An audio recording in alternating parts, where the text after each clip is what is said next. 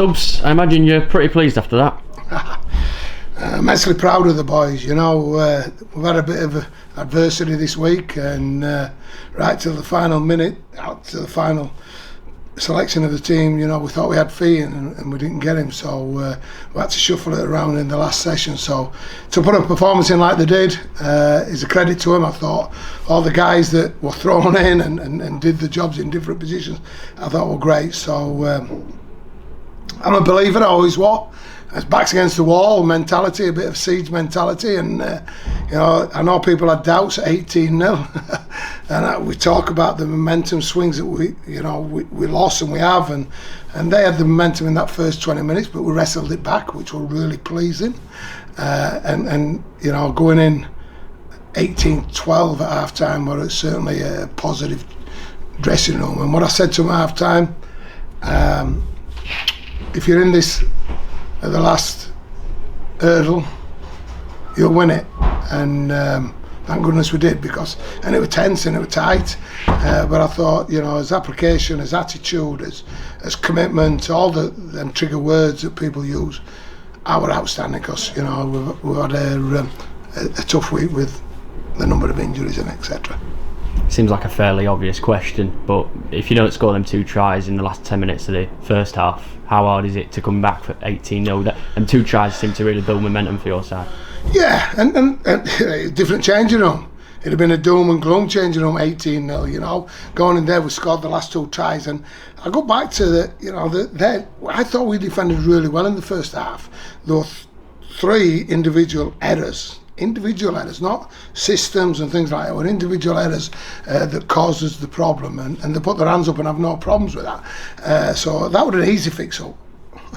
Because the work ethic, their attitude, they never say die, never give up, was there. You could see that from minute 1. So it was an easy fix up, and showed them a couple of things that when we got into the right area of the field, we panicked again, and we showed him at half time and went, why are we doing this, why are we doing that, why are we kicking out second play?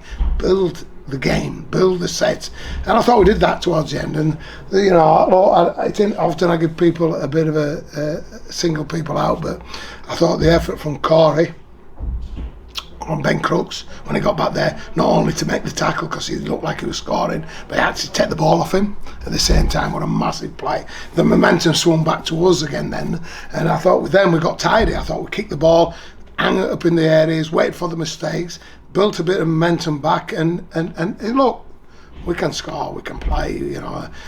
Does that surprise you what Ben John Bishop come up with at the end there? No, because that's what he does. He's a class act, and that people don't see what he is. And Tuesday, Wednesday this week, he's doing the individual work out there on himself with the speed coach Paul T, and he's doing the extras. That's what gets you that.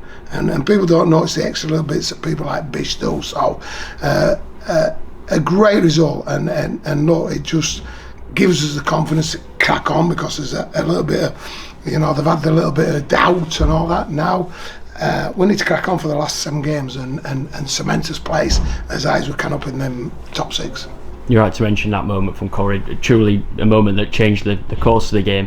Another moment that changed the course of the game, and another subplot in this battle with Halifax is Brandon Douglas going over in the last 5 minutes to win it.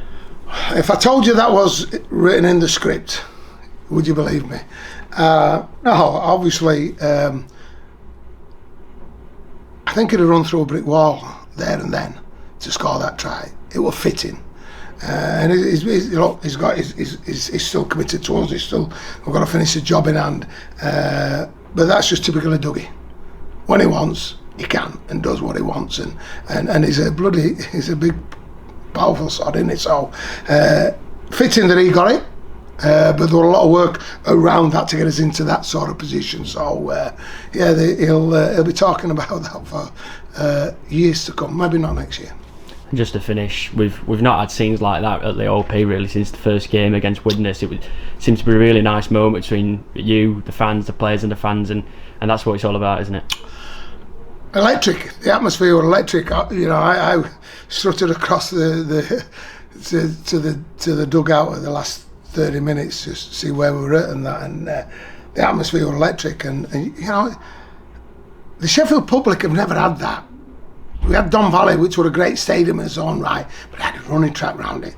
This is something to build on, and you know, you're seeing proper rugby league now. The atmosphere, the crunches, the tackles, the tries that they score, the celebrations, and look, it was a special moment for us here because the boys know that if we'd have got beat today, they'd have been 1 point behind us. Now we've just smacked ourselves 5 points in front of them. So, you know, I just hope we crack on now for the last 7 games, get a bit of confidence, get a few bodies back. The season's going to make it a little bit harder for me, but the boys who played today were outstanding. They deserve a lot of credit. And not only that, the people that didn't play, they're all part of it. You know, Bauer came in today, hadn't played for how many weeks? 80 minutes in the back row. Wow, in a big game. Massive. Jack Hansen, 80 minutes at hooker. Wow, you know what I mean? So there's a lot of people come up with some massive efforts today, but as a group, we're all built to it.